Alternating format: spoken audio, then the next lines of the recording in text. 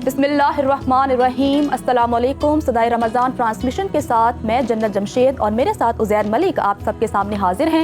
आज तीसरा रोज़ा तकरीबन मुकम्मल होने वाला है और उम्मीद है कि आपके रोज़े और इबादात अच्छे से चल रहे होंगे और रमज़ान की रहमतें और बरकतें खूब समेट रहे होंगे।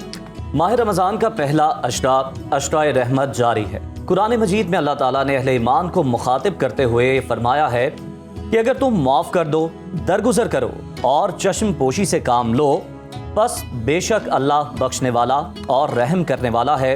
इसलिए हमें ज़्यादा से ज़्यादा अल्लाह ताला की रहमत का तलबगार होना चाहिए। और आज 3 रमज़ानुल मुबारक, आज का दिन तारीख़ इस्लाम की एक अजीम हस्ती की याद दिलाता है जो पूरी कायनात में हुजूर नबी करीम सल्लल्लाहु अलैहि वसल्लम की महबूब तरीन हस्ती थी। आज सैयदतुन निसा, खातून जन्नत, जिगर गोशा रसूल सल्लल्लाहु अलैहि वसल्लम, ताहिरा, आबिदा, जाहिदा हज़रत फ़ातिमा ज़हरा रज़ी अल्लाह ताला अन्हा के विसाल का दिन है। आपकी अज़मत के गवाह खुद रसूलुल्लाह सल्लल्लाहु अलैहि वसल्लम हैं और आपको जन्नती औरतों की सरदार का लक़ब अता किया गया। हज़रत फ़ातिमा ज़हरा रज़ी अल्लाह ताला अन्हा सिर्फ नबी करीम सल्लल्लाहु अलैहि वसल्लम की सबसे लाडली बेटी थी, बल्कि शेर खुदा हज़रत अली अल-मुर्तज़ा रज़ी अल्लाह ताला अन्हों की विफाशवार ज़ौजा और हसनैन करीमैन रज़ी अल्लाह ताला अन्हुम की अजीम माँ भी थी। हज़रत फ़ातिमा की ज़िंदगी सब्र, इसार, तकवा और इश्क़ इलाही का अमली नमूना थी। आपने नबी करीम सल्लल्लाहु अलैहि वसल्लम के ज़ेरे साया परवान चढ़ते हुए दीन इस्लाम की खिदमत में एक ऐसा किरदार अदा किया जिसकी रोशनी क़यामत तक ईमान वालों के लिए मशअल राह साबित हुई। सैयदा कायनात हज़रत फ़ातिमा ज़हरा रज़ी अल्लाह ताला अन्हा की तालीमात, उनकी खिदमात, उनके सब्र व इस्तेकामत और उनकी हयात तैयबा पर रोशनी डालने के लिए इस वक्त हमारे साथ मौजूद हैं मारूफ मज़हबी स्कॉलर हबीब इरफानी साहब। अस्सलाम वालेकुम सर, बहुत शुक्रिया वक्त देने के लिए। और उनके साथ हमें ज्वाइन किया है मनकबत के लिए आज के दिन की मुनासबत के लिए ज़िशान भट्ट साहब ने। कैसे हैं सर आप? जी अल्हम्दुलिल्लाह। आप दोनों मेहमानों का बहुत शुक्रिया। सबसे पहले हबीब इरफानी साहब मैं आपकी तरफ आऊँगी। आज हम एक अजीम हस्ती के हवाले से बात कर रहे हैं, बीबी फातिमा की बात कर रहे हैं, उनकी शख्सियत पर रोशनी डालिए। देखिए, कुछ चीज़ें, कुछ शख्सियात ऐसी हैं कि तारीख़ उनसे सबक लेती है। ऐसा ही है। वो तारीख़ का हिस्सा बनती तो हैं, लेकिन तारीख़ का हिस्सा बनना ये उनका वस्फ़ नहीं है, ये तारीख़ का वस्फ़ बन जाता है। सुभान अल्लाह। तारीख़ के लिए ये बात एक एजाज़ बन जाती है कि वो उसके सफ़हात पर मुंतकिल हुई। सैयदा खातून जन्नत सलामुल्लाह अलैहा, जिस तरह से आपने फरमाया, इकबाल का उनकी बारगाह में ट्रिब्यूट जो है वो ये है कि हज़रत मरियम सलामुल्लाह अलैहा के हवाले से यक निस्बत मरियम अज़ यक निस्बत ईसा अज़ीज़ अज़ सह निस्बत हज़रत ज़हरा अज़ीज़, कि हज़रत मरियम सलामुल्लाह अलैहा 4 ख़वातीन ऐसी हैं जिनके बारे में नबी करीम सल्लल्लाहु अलैहि वसल्लम ने इस कायनात में उनका जन्नती होने का इरशाद फरमाया है। उनमें एक हज़रत आसिया हैं, फ़िरौन की बीवी, हज़रत मरियम सलामुल्लाह अलैहा, हज़रत फ़ातिमा ज़हरा सलामुल्लाह अलैहा। इनके बारे में कि हज़रत मरियम का एजाज़ जो है वो हज़रत ईसा की माँ हैं, लेकिन हज़रत फ़ातिमा ज़हरा सलामुल्लाह अलैहा का एजाज़ ये है कि वो उस ज़ात बरहक की साहबजादी हैं कि जिनके लिए ये कायनात तख्लीक की गई। बिल्कुल ऐसा ही, बेशक। जिनके सदक़े में इस कायनात को तमाम रानाइयाँ मिली, तमाम खुशबुएँ मिली, तमाम रंग मिले, जिनकी खातर ये कायनात की तख्लीक हुई और उस तख्लीक के साथ साथ जो सारा कुछ इसमें अता हुआ वो ज़ात सय्यद कायनात सल्लल्लाहु अलैहि वसल्लम है। और नबी करीम सल्लल्लाहु अलैहि वसल्लम का सैयदा खातून जन्नत सलामुल्लाह अलैहा के हवाले से ये इरशाद कि बिदअतु मिन्नी, मेरे जिगर का टुकड़ा है। यकीनन हर बाप के लिए उसकी औलाद बहुत अजीज़ होती है, हर बाप इसी तरह कहता है, लेकिन जब वजह तख्लीक कायनात ये बात इरशाद फरमाएंगे, जब वो ये बात कहेंगे कि जिनको जिब्राईल आके हर शय की खबर देता है, जिनको जिब्राईल आके हर शय के बारे में आगाही देता है اور وہ آگے لوگوں کو اس کی تلقین تعلیم دیتے ہیں کہ ان کے بارے میں کہ اور جب جو سیدہ کا اعزاز ہے کہ نبی کریم صلی اللہ علیہ وآلہ وبارک وسلم شہر سے باہر کہیں جانے لگتے تھے تو ان کے ہاں سے ہو کے جاتے تھے، سب سے آخر میں ان کے ہاں سب سے مل ملا کے، اور جب شہر میں واپس آنا تو سب سے پہلے سیدہ کے ہاں آ کے وہاں رک کے، اور یہ بھی ایک تاریخ میں یہ بات موجود ہے کہ سیدہ جب بھی تشریف لاتی تھیں تو نبی کریم صلی اللہ علیہ وآلہ وبارک وسلم اپنی نشست سے اٹھ کر ان کا استقبال بالکل کرتے ایسا ہی تھے کہ وہ ذات جن کے لیے فرشتے اپنی پلکیں بچھا کے کھڑے ہوں، وہ جب کسی ہستی کے لیے، کسی ذات کے لیے ان کو یہ اعزاز دیں، ان کو یہ اکرام دیں، ان کو یہ عزت دیں، ان کو یہ توقیر دیں کہ ان کے لیے اپنی جگہ سے کھڑے ہو جائیں. اور یہ بھی ہے کہ آپ ماتھے کا بوسہ لیتے تھے اور اپنے ساتھ تشریف رکھتے تھے، کرواتے تھے. بالکل وہ جہاں لاڈلی آپ بیٹی تشریف تھی فرما ہوتے تھے اور وہاں بہترین بی بی اور ماں بھی تھی، اس پر بھی بات کریں گے، لیکن ذیشان کی طرف چلتے ہیں اور بی بی فاطمہ کی شان میں کلام سن لیتے ہیں. منقبت پیش کریں گے ذیشان صاحب.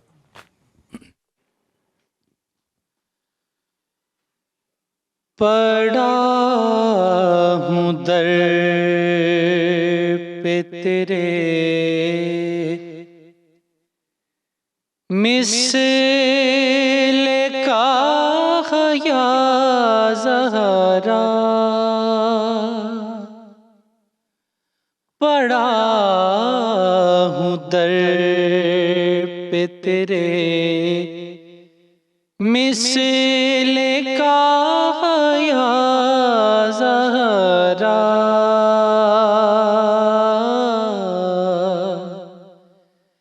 ملے فقیر کو خیرات جاہ یا زہرا،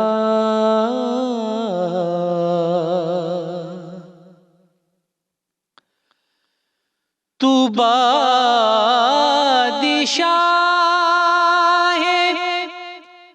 دو عالم کی ایک شہزادی،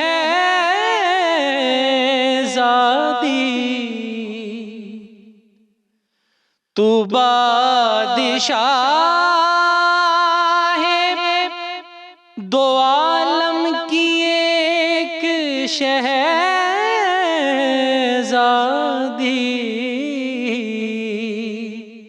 میں ایک غریب تیری گرد راہ یا زہرا،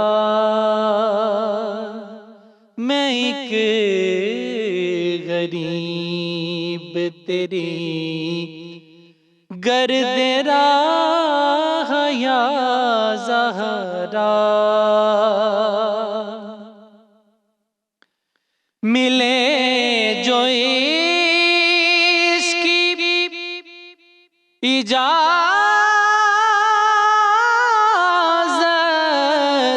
مجھے شریعت سے، ملے جو اس کی اجازت مجھے شریعت سے، تو تیرا در ہو میری سجدہ گاہ یا زہرا، پڑا ہوں در پہ تیرے مثل کا یا زہرا، ملے فقیر کو خیرات جاہ یا زہرا.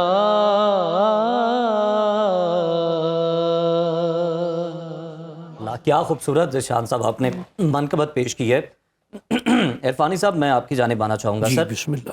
جس طرح پہلے ہم بات کر رہے تھے خاتون جنت، جی، ان کی خوبیاں، ان کی شخصیت، ان کے اوصاف، سر ذرا یہ بھی بتائیے گا کہ آپ نے اپنے صاحبزادوں کی، حسنین کریمین کی، پھر بی بی زینب کی، کس طرح سے آپ نے تربیت کی، اور اگر ہم دیکھیں تو آج کی ماؤں کے لیے آپ کی شخصیت سے، آپ کی جو انہوں نے تربیت کی، کیا سبق ہے، کیا سیکھنا ہے؟ میں اس سوال کے جواب سے پہلے جی، جو پہلا میرا تھا کہ 3 نسبتیں ہیں حضرت فاطمہ الزہرا سلام اللہ علیہا کی. ایک تو وہ صاحبزادی ہیں نبی کریم صلی اللہ علیہ وآلہ وبارک وسلم کی. دوسری نسبت ان کی یہ ہے کہ وہ زوج ہیں زوج ہیں. مولا علیہ مشکل کشا کرم اللہ تعالیٰ وجہ الکریم کی، کہ جن کے بارے میں نبی کریم صلی اللہ علیہ وآلہ وبارک وسلم نے یہ بات ارشاد فرمائی کہ کل ایمان، جنہیں کل ایمان قرار دیا گیا. اور نبی کریم صلی اللہ علیہ وآلہ وبارک وسلم نے، اور جس طرح سے آپ کے آپس کے تعلقات کے ڈیوائیڈ تھا آپ کا، کہ گھر سے باہر کے جتنے کام ہیں وہ مولا کائنات کرتے تھے، گھر کے سارے کام سیدہ خود اپنے ہاتھ سے چکی پیسنی، روٹی پکانی، جھاڑو لگانا، جو گھر کے کام کاج ہیں سارے سیدہ خود اپنے ہاتھ سے کرتی تھی. تیسری امامین کریمین کی ماں ہیں. وہ ماں یا وہ صاحبزادے امامین کریمین کی ذات جو ہے کہ جو نوجوانان جنت کے سردار ہیں، صرف خود جنتی نہیں ہے، وہ لوگوں کو، پوری امت کے لیے وہ ان کے ذریعہ بنیں گے جنت میں داخلے کا. سبحان اللہ. یہ شے دیکھی جائے کہ حضرت امام حسن و امام حسین علیہم السلام، ان دونوں کے حوالے سے کہ مزاج میں خاصا فرق ہے، کہ امام حسن مجتبیٰ وہ دھیمے مزاج کے ہیں، حضرت امام حسین علیہ السلام ذرا رکھ رکھاؤ والے ہیں. اس کو یہ دیکھا جائے کہ تربیت کے حوالے سے اگر ان کی بات دیکھی جائے جی، تو ایمان کے لیے، دین کے لیے، اپنے نانا کے دین کو بچانے کے لیے، اپنے نانا کے دین کی حفاظت کے لیے، اپنے والد کی، اب ایک شے میں درمیان میں ایک بات گزارش کروں گا، تربیت کے حوالے سے دیکھیے کہ مولا کائنات کو جب ابن ملجم نے زخمی کیا ہے تو آپ نے امام حسن مجتبیٰ کو طلب فرمایا اور یہ ارشاد فرمایا کہ اگر اس زخم سے میری موت واقع ہو تو میرے دشمن کو ایک وار سے زیادہ مت کرنا، اس لیے کہ اس نے مجھ پر ایک ہی وار کیا ہے. اب دیکھیے یہ ایک فکرہ ہے، ایک نصیحت ہے، لیکن کتنی بڑی تربیت ہے، کتنا بڑا ذہن بنانے کی بات ہے کہ کسی پر انصاف کی ڈیفینیشن بتا دیا کہ جو دین اسلام کی حرمت ہے، جو دین اسلام کی تعلیم ہے، اور قرآن مجید میں بھی معاف کر سکو، اور یہی بات ارشاد فرمائی جی، اگر معاف نہ کر سکو تو پھر اتنا ہی جتنا تم پر ظلم ہوا. اور یہی بات آپ نے امام حسن مجتبیٰ علیہ السلام کو فرمائی. پھر اگلی بات دیکھیے تربیت کے حوالے سے، جس طرح سے آپ نے فرمایا، جی، سوال فرمایا کہ امام حسین علیہ السلام ہیں کہ جب دین کے بارے میں، دین میں اور چیزیں شامل ہونا شروع ہو گئیں، دین کو اور انداز اور طریقوں سے لینا شروع کر دیا گیا کہ مال غنیمت اس میں خمس 5واں حصہ نبی کریم صلی اللہ علیہ وآلہ وبارک وسلم کا ہے، باقی جو 80% ہے وہ تمام جو جنگ کرنے والے ہیں ان کے لیے ہے. جب اس میں تبدیلی آنا شروع ہو گئی کہ یہ چیزیں حکومت کے لیے چھوڑ دو، یہ اب مال غنیمت میں نہیں جائیں گی، یہ میرے ذاتی مصرف میں آئیں گی، یا اس طرح کی اور چیزیں، جی، تو پھر امام حسین علیہ السلام کھڑے ہوئے. اور کیا خوبصورت خواجہ غریب نواز قدس اللہ تعالیٰ سر العزیز نے ان کو جو ٹریبیوٹ پیش کیا ہے، سرداد نداد دست در دست یزید حقا کے بنا الہ الہ حسین، کہ سر دینا گوارا کر لیا ہے، یزید کے ہاتھ میں ہاتھ نہیں دیا. حقا کے بنا الہ الہ حسین، سچی بات یہ ہے کہ لا الہ کی بنیاد حسین ہے. اب یہ شے دیکھی جائے جس طرح سے سابقہ ادیان میں بات آتی ہے، وہ یہودیت ہو یا مسیحیت ہو، تو ان میں تاریخ یہ بتاتی ہے کہ 40 سال کے بعد تبدیلیاں آنا شروع ہو گئی. اور یہاں نبی کریم صلی اللہ علیہ وآلہ وبارک وسلم کا یہ ارشاد مبارک ہے کہ 40 سال تک دین اپنی اصل حالت پر رہے گا، اس کے بعد اس میں خرابی آنا. اور یہ جو اب خلافت اور ملوکیت والا معاملہ، خلافت اور ملوکیت والا معاملہ، اس کو میں ذرا اوائڈ کر کے چل رہا ہوں صحیح، کہ اس میں یہ شاید دیکھی جائے کہ جب حضرت علی کرم اللہ تعالیٰ وجہ الکریم کی شہادت ہوئی ہے تو 39.5 سال ہوئے تھے، 6 ماہ 5واں خلیفہ راشد امام حسن مجتبیٰ علیہ السلام کہ آپ نے 6 ماہ خلافت کی ہے، اس میں اس 6 ماہ کے بعد 40 سال پورے ہوتے ہیں، اور اس کے بعد پھر دیکھا جائے تو پھر جو اور طرح کی خرابیاں، جس طرح پہلے ادیان میں خرابیاں آئیں، دین اسلام میں اس طرح کی خرابیاں آنا شروع ہو گئیں، اس کا آغاز جو ہے وہ مال غنیمت سے شروع ہوا اور محل سے شروع ہوا اور لوگوں کے ساتھ تربیت سے، لوگوں کے ساتھ میل ملاقات سے، کہ ایک وقت وہ ہے کہ حضرت عمر فاروق رضی اللہ تعالیٰ عنہ ہو کہ جب بازار میں جاتے ہیں تو ایک عورت کہتی ہے کہ عمر کو وہ کیسا حکمران ہے جس کو یہ پتہ ہی نہیں ہے کہ اس کا کوئی رہائشی، اس کا کوئی شہری بھوکا ہے یا اس کے پاس اناج نہیں ہے، اور حضرت عمر فاروق رضی اللہ تعالیٰ عنہ اپنی پشت پر اناج لاد کر اس کے گھر لے کر جاتے ہیں۔ کیا بات، لیکن پھر ایک یہ موقع آ گیا کہ کسی کو شاہی، میں اس کو شاہی کا نام ہی دوں گا، جی، کہ شاہی محل میں یہ امیر کا محل نہیں ہے، جس طرح حضرت عمر فاروق رضی اللہ تعالیٰ عنہ کا تھا، کہ جس طرح اس کو کہ کسی عام آدمی کو آنے کی اجازت ہی نہیں ہے وہاں، یہ تبدیلی آئی۔ پھر اور بھی بہت کچھ، بہت سی باتیں ناگفتنی بھی ہیں کہ جن کو شاید ہم کیمرے کے سامنے بالکل بیان ہم ڈسکس نہیں کر سکتے ہم۔ ذیشان صاحب، اب میں آپ کی جانب آنا چاہوں گا، ایک اور کوئی کلام، کوئی منقبت آج کے دن کی مناسبت سے ذرا پیش کریں۔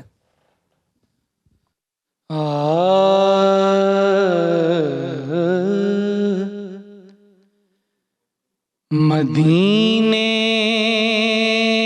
سے بلاوا آ رہا ہے، مدینے سے بلاوا آ رہا ہے،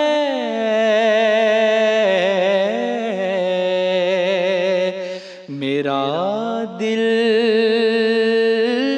مجھ سے پہلے جا رہا ہے، میرا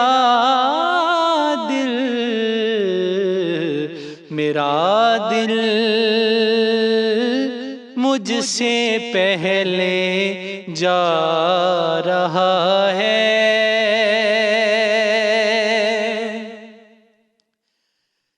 یہ چکی سیدہ کی چل رہی ہے،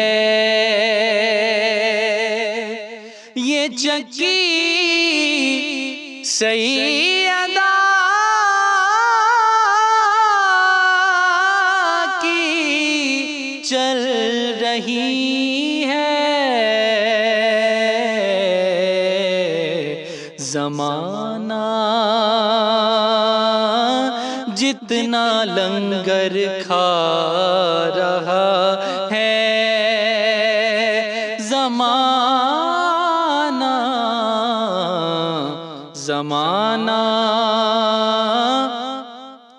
جتنا لنگر کھا رہا ہے،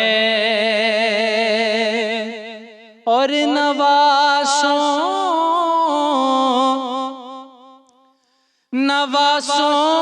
کا وہ صدقہ بانٹتے ہیں، نواسوں کا وہ صدقہ بانٹتے ہیں، زمانہ جن کا صدقہ کھا رہا ہے، زمانہ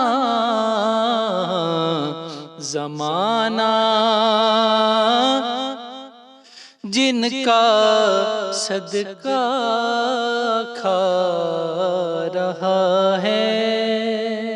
बहुत खूबसूरत, बड़े बेहतरीन अंदाज में ज़ीशान साहब आपने कलाम पेश किया। इसके साथ ही आप दोनों मेहमानों का, मौसस मेहमानों का शुक्रिया अदा करते हैं। डॉक्टर साहब आपकी आमद का शुक्रिया, ज़ीशान साहब आपका बहुत शुक्रिया।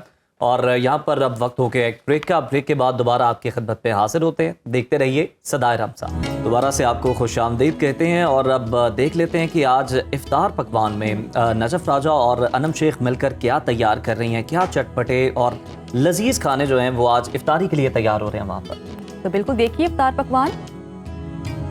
अस्सलामुअलैकुम। सुनो रमज़ान ट्रांसमिशन की इफ्तार पकवान में आपको खुश आमदीद कहते हैं। नाजरीन, मैं हूं नजफ राजा।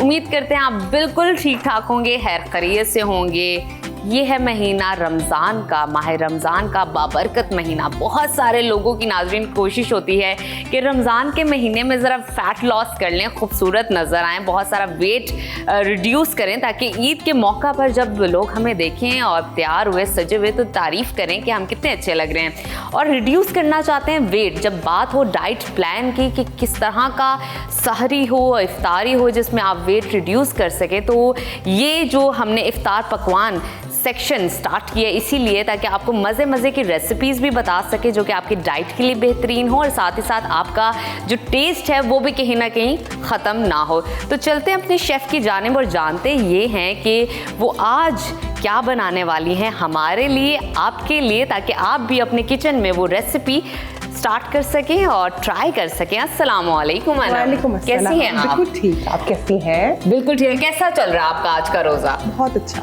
तो अनम, आज मैंने डाइट के हवाले से नाजरीन को बताया कि कुछ ऐसा डाइट के हवाले से आप बताने वाली रेसिपी हमारे साथ ट्राई करने वाली हैं जिससे हमारा ज़रा वेट भी नहीं बिल्कुल बढ़ेगा और साथ ही साथ टेस्ट भी हमें मिल जाएगा। वो कौन सी रेसिपी है? आज बेसिकली हम बनाने जा रहे हैं स्वीट चिली विंग्स। आज की रेसिपी जो है वो 3 स्टेप्स के अंदर है। बेसिकली जो स्टेप नंबर 1 होगा हमारा वो होगा चिकन की मैरिनेशन, स्टेप नंबर 2 कोटिंग होगी, स्टेप नंबर 3 जो होगा वो हमारी सॉस जिसके अंदर हम इसको ड्रिजल करके अच्छी तरीके से इसको कोट करेंगे और फाइनल प्रेजेंटेशन करेंगे। उसके लिए मैं पहले आपको इंग्रेडिएंट्स बता देती हूँ। हम चिकन विंग्स यूज़ कर रहे हैं विद स्किन इसलिए है कि इसका जब आप इसको फ्राई करते हैं तो उसका एक जो टेक्सचर आता है ना, क्रिस्पी एक टेक्सचर जो आता है वो बहुत अच्छा आता है। वो विदाउट स्किन की वजह से आता है। वो स्किन की वजह से आता है। वो विदाउट स्किन अगर आप करेंगे तो वो टेक्सचर नहीं आ सकेगा। अच्छा, आपको जो विंग मार्केट में अवेलेबल होते हैं तो वो 1/3 होते हैं, तो आपने इसको 1/3 का लास्ट पार्ट कट करके डिस्कार्ड कर दें बेशक। उसके बाद जो 2 साइज रह जाएंगे वो मैं आपको दिखा देती हूँ। एक ये साइज, ठीक है, और एक ये साइज, एक ये ठीक है। ये दोनों साइज को जो है हम यूज करेंगे इसके अंदर। सिंपल मैरिनेशन है, बिल्कुल भी नहीं। अगर आप चाहें तो इसको ओवरनाइट जो है वो मैरिनेट करके भी रख सकते हैं आप। इसकी मैरिनेशन का हार्डली जो टाइम है मिनिमम वो होगा 30 मिनट्स एंड मैक्सिमम बेशक आप ओवरनाइट रखें, वो आपकी अपनी पर्सनल चॉइस है। तो हम अब इसकी करते हैं मैरिनेशन स्टार्ट।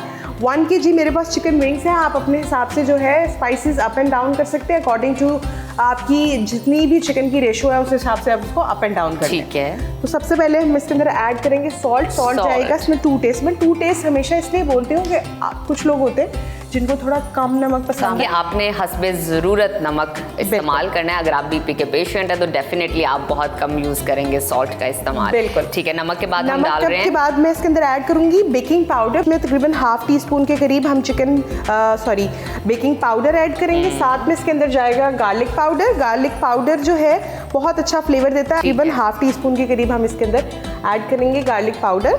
उसके बाद मैं इसके अंदर ऐड करूंगी थोड़ी सी 1/2 टीस्पून के करीब ब्लैक पेपर। बेसिकली हमारे पास सिर्फ ब्लैक पेपर ही है जो इसके अंदर स्पाइस ऐड करेगी। ओके।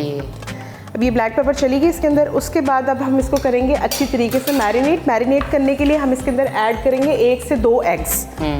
ठीक है जी, 1 से 2 एग्स चले जाएंगे इसके अंदर और अच्छी तरीके से आपने इसको कोट करके रख देना है।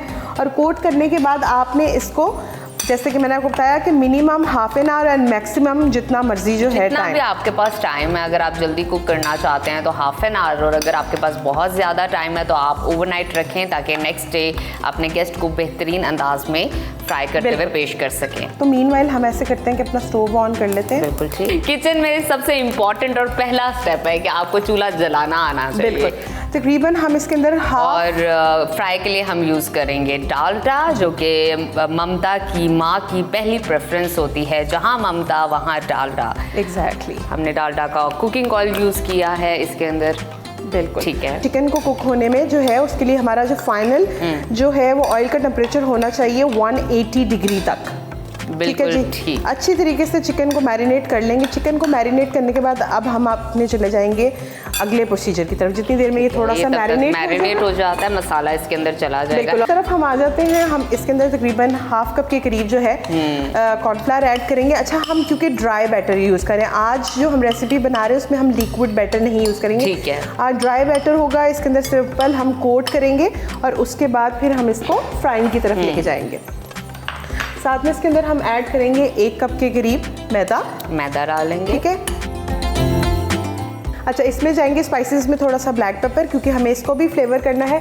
साथ में इसमें जाएगा थोड़ा सा सॉल्ट डाल देंगे, सॉल्ट टू टेस्ट जाएगा इसके अंदर। साथ में हम इसके अंदर ऐड करेंगे थोड़ा सा गार्लिक पाउडर। ठीक है जी, और डाल के अच्छी तरीके से हम इसको कर लेंगे मिक्स। अच्छा जी, ये ड्राई बैटर जो है ये रेडी हो गया है।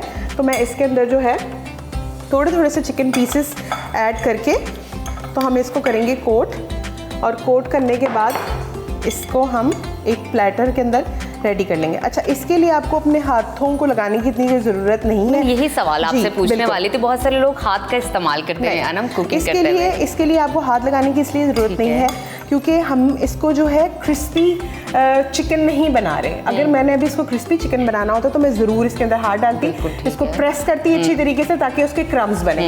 फिर उसके लिए तो अदर प्रोसीजर होता है। इंशाल्लाह आगे हम जो है वो क्रिस्पी चिकन की रेसिपी भी जो है वो रेडी करेंगे। लेकिन ये काम आप स्पून के तरीके से भी कर सकते हैं। अब मैं जब इसको डालूंगी तो जितना भी एक्सेस जो इसके ऊपर ड्राई बैटर लगा हुआ है वो हम सारा रिमूव कर लेंगे, ऐसे ही जैसे अनम कर रही है। और हमें इस तरह से इसको जो है इसकी कोटिंग चाहिए। वेल, हम अपने चिकन को इसके अंदर रख देते हैं और फिर ये दूसरी साइड की तरफ जो है हम इसकी सॉस रेडी कर लेंगे। तो मैं यहाँ पे अच्छी तरीके से जितना भी एक्सेस बैटर है इसका वो रिमूव कर दूंगी और इसी तरीके से जो है हम सारे चिकन को जो है वो अच्छे से कोट कर लेंगे। अच्छा अनम, जिस तरह कुकिंग करते हैं बहुत सारी चीजें आपकी लेफ्ट ओवर रह जाती है। फॉर एग्जांपल जिस तरह अभी ये जो पाउडर है आपका रह जाएगा, इसको हम किस तरह रिस्टोर कर सकते हैं कि हम वो दोबारा यूज कर एग्जैक्टली आप इसको जो है ड्राई बैटर को आप इसको जो है अच्छी तरीके से छान कर आप इसको दोबारा से यूज कर सकते हैं। आप इसको जब भी कभी क्रिस्पी चिकन बनाएं फ्रिज में रख दें। फ्रिज में रख दें, हाँ बिल्कुल, ये बहुत अच्छी एक ऑप्शन है उसके लिए, क्रिस्पी चिकन के लिए। तो आप जब भी आपका दिल करे तो आप ये ड्राई बैटर निकालें और इसको यूज़ कर लें। अब चिकन तो आपको पता है कि फ्राई हो रहा है, इसका हार्डली जो है 10 to 12 मिनट्स इसका टाइम है विंग्स का, ये कुक होंगे। इतनी देर में जो है हम अपना स्टोव ऑन कर लेते हैं और स्टोव ऑन करके साथ ही हम इसके अंदर ऐड कर देंगे बटर। इसमें तकरीबन 2 से 3 टेबलस्पून बटर जाएगा और साथ में 1 टेबलस्पून के करीब हम इसके अंदर ऐड करेंगे ऑयल। ऑयल हम इसलिए इसके अंदर ऐड करते हैं क्योंकि हमारा जो बटर है वो फिर बर्न नहीं होता, तो इसलिए आपको ये जो है ऑयल डालना बटर के साथ बिल्कुल बहुत ज़रूरी है। इस तरीके से हम इसके अंदर ऐड कर देंगे बटर को। कितना डालेंगे बस हम तकरीबन 2 to 3 अप्रॉक्स 4 टेबलस्पून के करीब, और 1 टेबलस्पून हम इसके अंदर ऐड करेंगे डालडा डालेंगे साथ 1 टेबलस्पून और उसको फिर काइंड ऑफ मिक्स करेंगे। और साथ में ही मैं इसके अंदर ऐड कर दूंगी गार्लिक को, और गार्लिक को हम इसके अंदर अच्छी तरीके से गोल्डन ब्राउन करेंगे ताकि जो है हमारा गार्लिक के अंदर हल्का सा एक बर्न फ्लेवर हमें चाहिए, जिसमें मतलब बर्न फ्लेवर का ये मतलब नहीं है कि आपने इसको जला डालना है, इसको बर्न फ्लेवर थोड़ा सा गोल्डन ब्राउन, हाँ गोल्डन ब्राउन करेंगे इसको। गार्लिक जैसे ही लाइट ब्राउन हो जाएगा तो हम इसके अंदर ऐड करेंगे स्वीट चिली सॉस। साथ में इसके अंदर जाएगी केचप, सोया सॉस जाएगी, सिराचा सॉस जाएगी। साथ में हम इसके अंदर थोड़ा सा ऐड करेंगे विनेगर। विनेगर के साथ हम इसके अंदर ऐड करेंगे ब्राउन शुगर।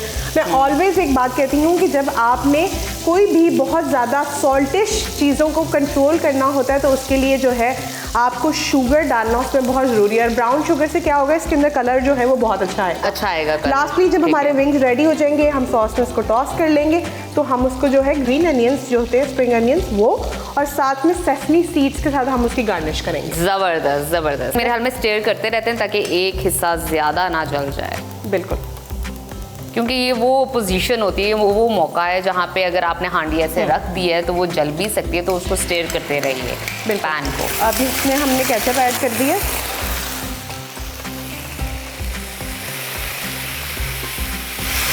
ٹھیک ہے, اس طرح کے موقع کا آپ نے خاص خیال رکھنا ہے. اگر آپ نے کوئی ایسا دوپٹہ پہنا ہے جس سے جلنے کا خطرہ ہو تو فوراً سے پیچھے ہٹ جائیے. بالکل. اور اب میں اس کے اندر تھوڑا سا پانی ایڈ کریں گے, پانی ایڈ کر لیں گے. ببلنگ ہے. اچھا, ہم نے کیچپ ایڈ کی ہے. جی کیچپ ایڈ کی ہے, اور اب ہم نے تھوڑا سا پانی ایڈ کر دیا. اور ساتھ میں میں اس کے اندر ایڈ کروں گی سویٹ چلی ساس جائے گی اس کے اندر. اوکے. اب اس کے اندر ہم ایڈ کریں گے سویا ساس, تھوڑی سی oyster ساس ڈالیں گے. oyster ساس, سراچا ساس جائے گی اس کے اندر. سراچا ساس حسب ضرورت, حسب ذائقہ, جو بھی جتنے بھی آپ پسند کریں. اس کے اندر ونیگر جائے گا تقریباً 1 ٹیبل اسپون کے قریب. 1 ٹیبل اسپون آف ونیگر. اب اس کے اندر آ جائیں گے اسپائسیز. تو اسپائسیز کے اندر ہم اس کے اندر ایڈ کریں گے تھوڑی سی بلیک پیپر. ٹھیک ہے. ساتھ میں ہم اس کے اندر ایڈ کریں گے براؤن شوگر. براؤن شوگر سے اس کا بہت اچھا سا ایک گلیس بھی آئے گا اور ایک شائن آئے گی اس کے اندر. اور ویسے بھی ہے نا, براؤن شوگر بہتر ہوتی ہے نسبتاً وائٹ شوگر. جی بالکل. اور ساتھ میں ہم اس کے اندر سالٹ ایڈ کریں گے. اچھا, سالٹ ہم اس میں تھوڑا ہی ایڈ کریں گے کیونکہ ساسز سب جو ہے وہ ساری سالٹش ہے. ایسا ہی ہے, تو یہ چلا جائے گا اس کے اندر. اور ساتھ میں ہم اس کے اندر ایڈ کریں گے تھوڑے سے سیسمی سیڈس, اور باقی تھوڑے سے جو ہے ہم گارنش کے اندر ڈالیں گے. یہ جو ساس ہے ہماری یہ ہو گئی ہے ریڈی. ریڈی ہوگی, بالکل ریڈی ہو گئی. زبردست ہے نا, یہ تو جھٹپٹ بننے والی چیز ہے. بالکل. اب یہ چکن جو ہے آلموسٹ اور 1-8 منٹ میں جو ہے یہ کک ہو جائے گا. ٹھیک ہے. تو ہم اس کو جو ہے ڈائریکٹلی اس کے اندر ڈالیں گے. اچھا, اسی کے اندر ڈال. جی بالکل, ڈال کر. اچھا نا, مجھے یہ بھی بتائیے کہ اس طرح کی ساس کو ہم پریزرو کر سکتے ہیں اپنے فریج کے اندر؟ اس طرح کی ساس کو آپ پریزرو نہیں کر سکتے. اگر کریں گے بھی تو ہارڈلی 1 یا 2 دن, 1 سے 2 دن, بس اس سے زیادہ نہیں پریزرو ہو سکتی, کیونکہ اس کے اندر وہ ٹیسٹ پروفائل وہ والا نہیں رہتا. تو آپ کو جو ہے میں یہی ریکمینڈ کروں گی کہ آپ اگر اس کو نہ ہی پریزرو کریں تو بہتر ہے. بس اتنی بنائیں جتنی اس ٹائم کے لیے ضرورت ہو, یا آپ نے جو ٹاس کرنا ہے چکن کو اس کے اندر. تو جو چکن ہے وہ آلموسٹ ہمارا ریڈی ہے. اس کو کر دیتے ہیں ہم فلیم کو آف, اور پہلے ہم چکن کو نکال لیتے ہیں اپنے پلیٹر میں تاکہ ایکسیس جتنا بھی آئل ہے وہ سب جو ہے اس میں سے نکل جائے.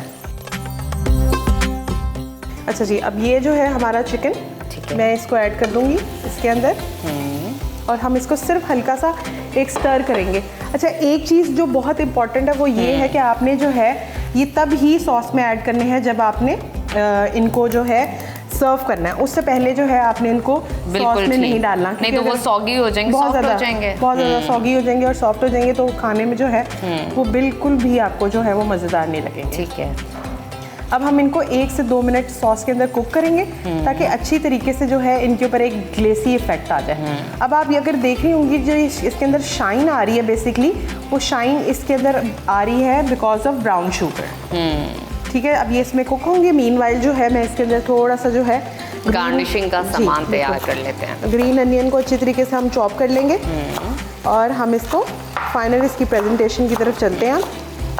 اچھا, میں اس کو سرو کر رہی ہوں. ایک آپ بے شک اس کو کسی وائٹ پلیٹر میں بھی کر سکتے ہیں, بڑے خوبصورت لگیں گے. اگر آپ چاہیں تو اس کو کسی بلیک کلر کے پلیٹر ہے اس پہ بھی آپ کر سکتے ہیں, تو بڑا اچھا ایک آپشن ہے. ٹھیک ہے. تو تھوڑے سے ہم اس پہ کر لیں گے, اور تھوڑے سے جو ہے ہم اپنے بلیک پلیٹر کے اوپر جو ہے وہ ریڈی کر لیں گے. اور ساتھ ساتھ آپ اس کو مکس بھی کریے تاکہ یہ جل نہ جائے.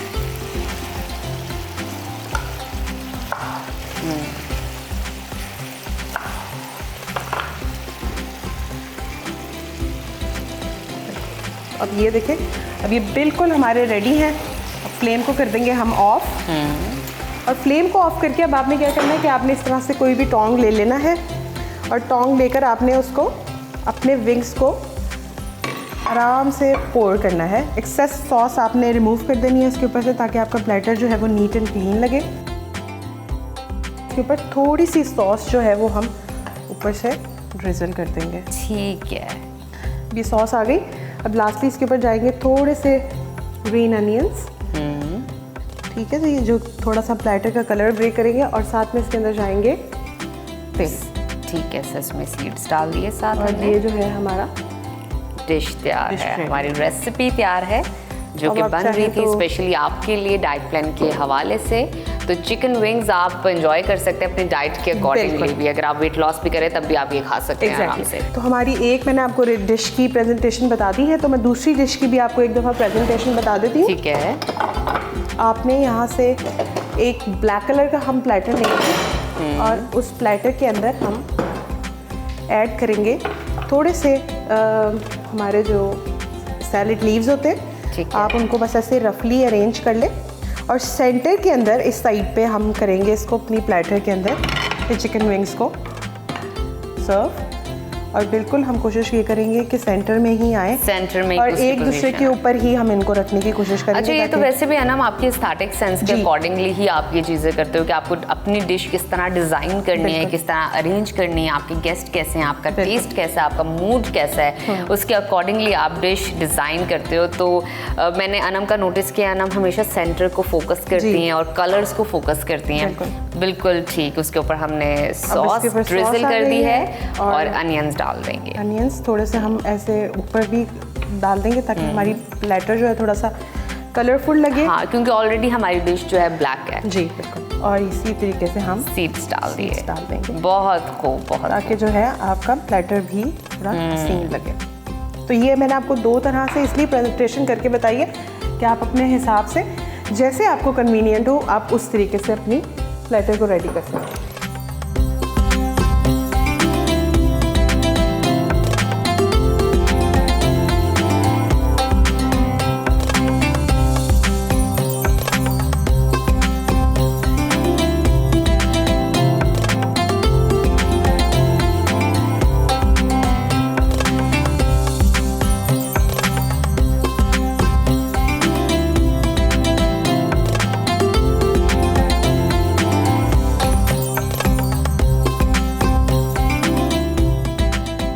بہت شکریہ انم آپ کی موجودگی کا. آپ ہمیشہ ہمارے افطار کو بہترین بناتی ہیں, ہمارے دسترخوان کو بہترین بناتی ہے. تو ناظرین ابھی ہمیں دیجیے اجازت افطار پکوان سے. کل دوبارہ آپ سے ملاقات ہوگی سیم ٹائم میں. ٹیک کیئر, اپنا خیال رکھیے. بریک کے بعد صدائے رمضان میں آپ کو خوش آمدید کہتے ہیں. پروگرام میں آگے بڑھتے ہیں اور بات کرتے ہیں کہ ملکی حالات, جو کہ آج وزیر اعظم شہباز شریف کی حکومت کو 1 سال مکمل ہو گیا ہے.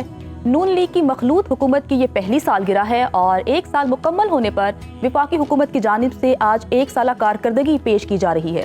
حکومت کی جانب سے 1 سالہ کارکردگی پر ہم دیکھ رہے ہیں کہ بڑے بڑے دعوے ہو رہے ہیں کہ جناب معیشت بہتر ہو گئی ہے, غیر ملکی سرمایہ کاری پاکستان آ رہی ہے اور دوست ممالک کے ساتھ متعدد شعبوں میں معاہدے بھی ہو رہے ہیں, جو کہ ہم نے دیکھا بھی کہ مختلف ممالک کے جو سربراہان پاکستان آئے تو مختلف معاہدوں پر MOUs پر سائن بھی ہوئے.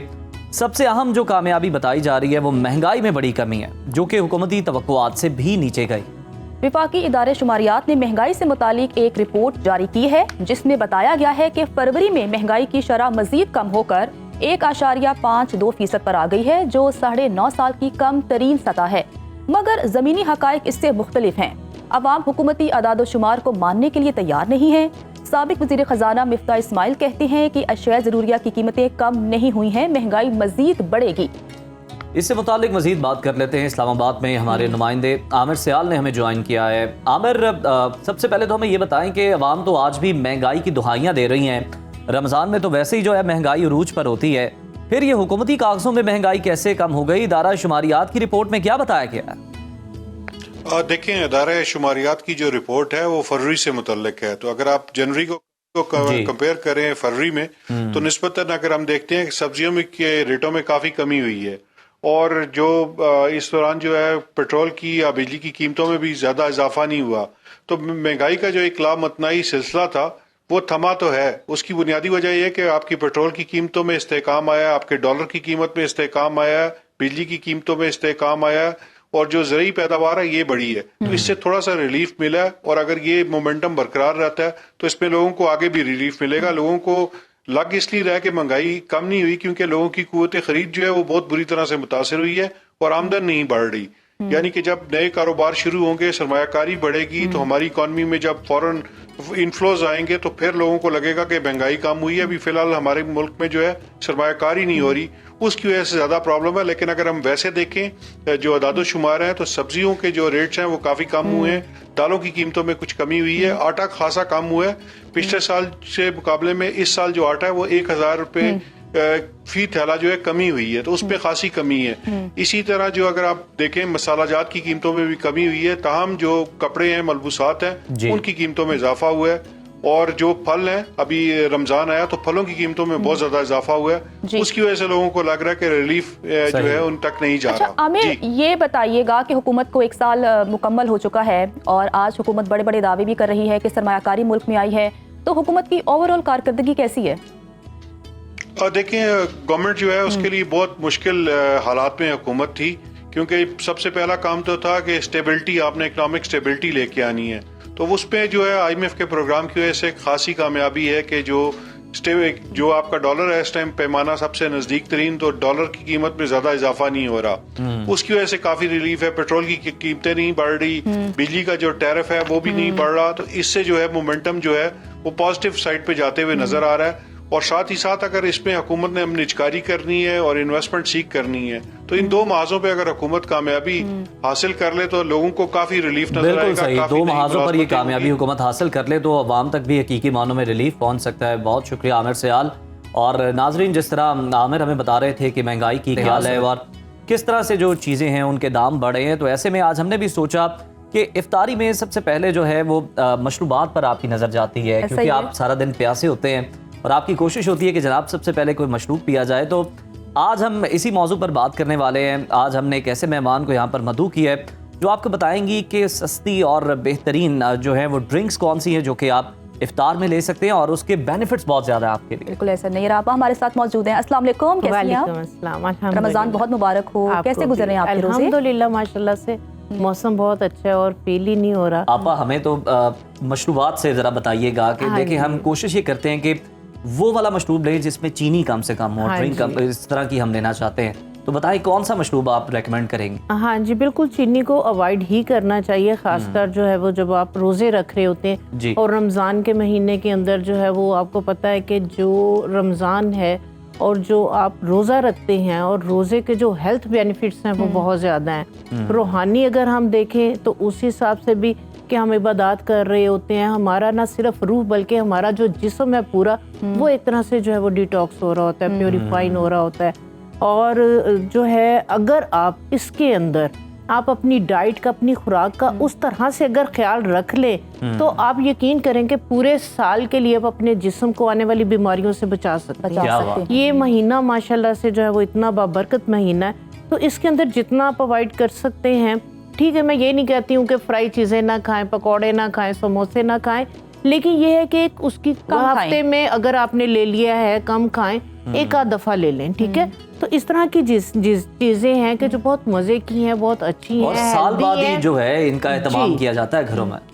आप बेसन को जो है वो ज़्यादा यूज़ कर लें, मैदे से बनी चीज़ों को अवॉइड कर लें, जिस तरह से समोसे वगैरह ये ज्यादा मैदे से बने हुए होते हैं। उसके बाद जो चीनी है, 3 जो है वो आपको पता है वाइट पॉइजन है, एक मैदा, चीनी और नमक, ठीक है।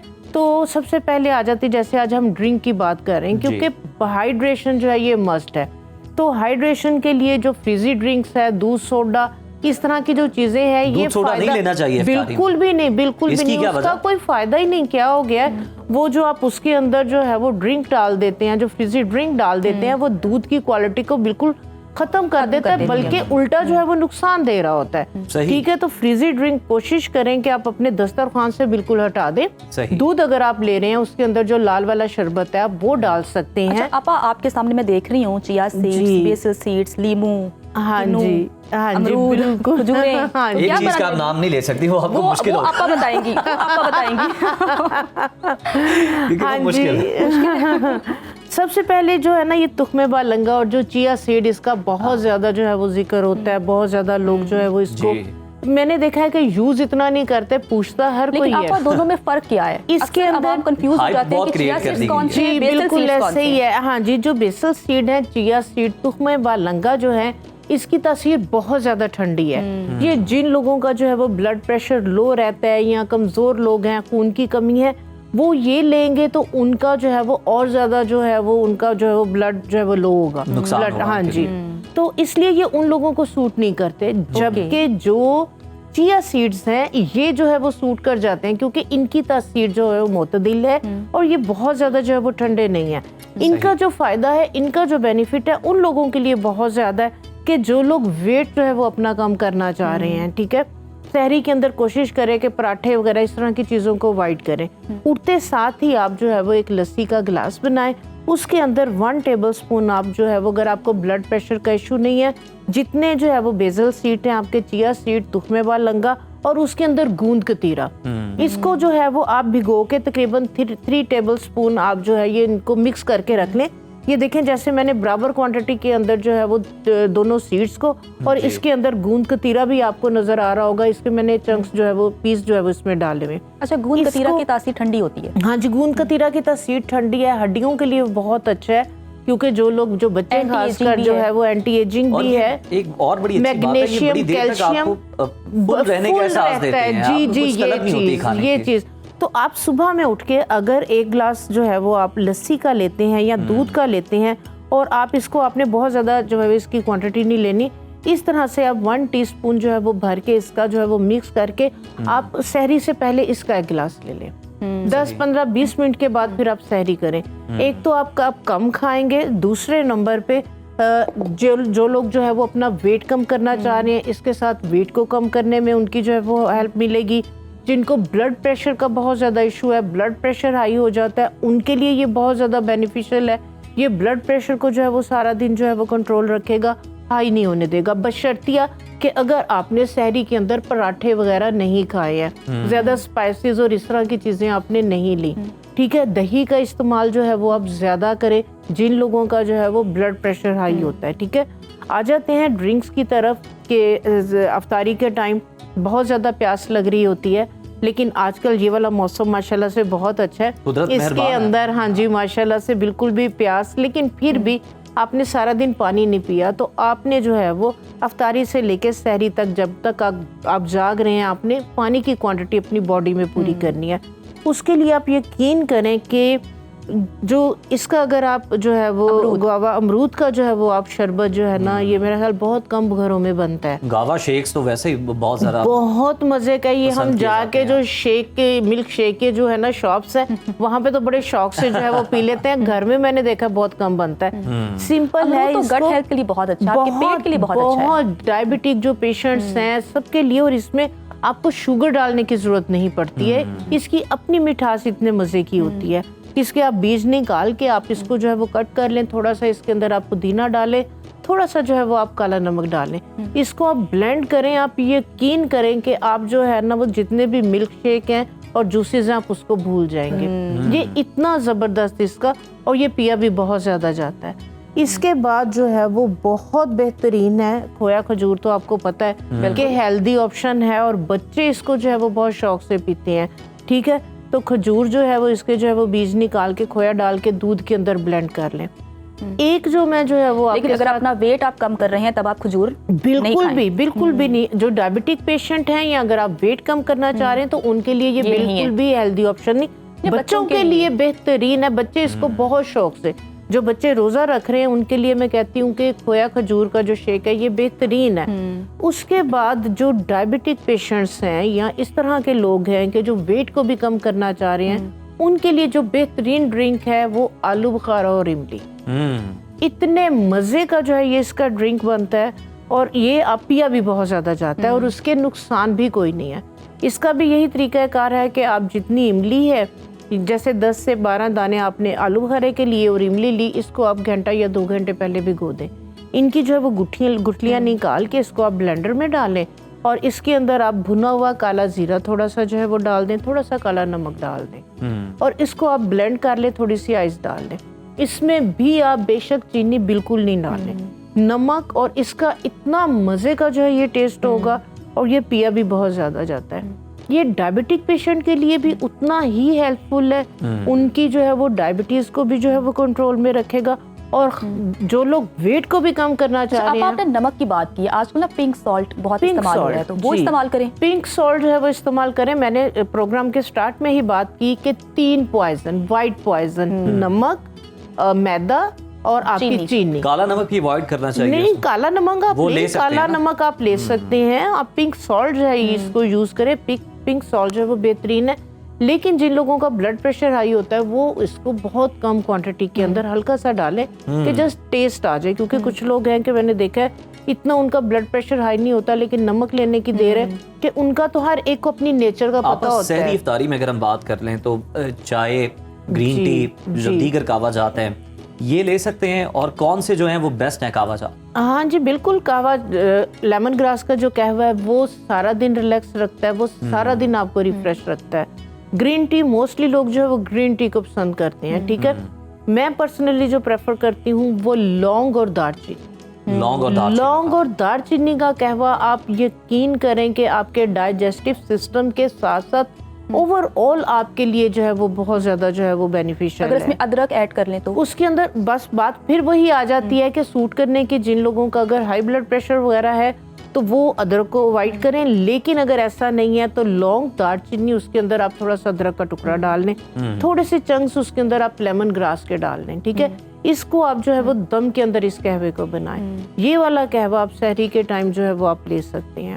ٹھیک ہے, یہ آپ کو سارا دن ایک تو جو ہے وہ انرجیٹک رکھے گا, پلس جن لوگوں کی شوگر ہائی ہو جاتی ہے ان لوگوں کے لیے یہ والا قہوہ بہترین. اچھا, آپ بریفلی بتا دیجیے گا کہ کیا چائے کو ریپلیس کرتے ہیں یہ قہوہ؟ کیونکہ افطاری کے بعد تو بڑی طلب ہوتی ہے چائے کی, کافی کی. دیکھیں ہم لوگوں نے اپنا ایک مائنڈ سیٹ کیا ہوا ہے چائے چائے چائے. بالکل ٹھیک ہے, تو آپ ریپلیس کر سکتے ہیں, کیوں نہیں کر سکتے ہیں. جو یہ قہوے ہیں ان کے فائدے ہیں.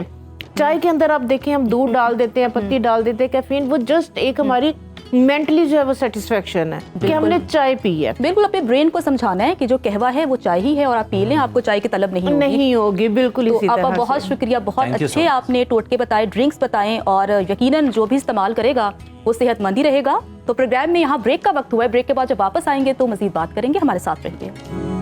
رمضان رمضان میں ایک بار پھر سے آپ کو خوش آمدید کہتے ہوئے بڑھتے ہیں اب اپنے انتہائی اہم سیگمنٹ اسلامی تہذیب و تاریخ کی جانب. اور آج ہم بات کرنے جا رہے ہیں دریائے نیل کے کنارے پر آباد قدیم تہذیبوں کی سرزمین مصر کی, جسے اسلامی تاریخ میں ایک منفرد اور نمایاں مقام حاصل ہے. یہ وہ مقدس دھرتی ہے جہاں انبیاء کرام نے قدم رکھے, جہاں سے اسلامی تہذیب و تمدن کے کئی روشن باب رقم ہوئے, اور جس نے تاریخ کے کئی عظیم علماء, فاتحین اور مفکرین کو جنم دیا.